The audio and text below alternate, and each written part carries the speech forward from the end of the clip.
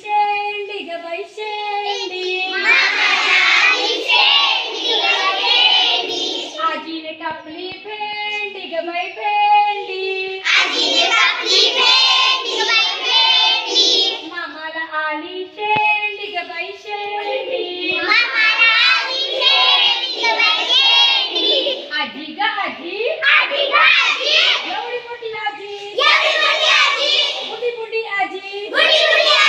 मोठी मोठी आजी आजीने बनवल्या चोखल्या ग बाई चोखल्या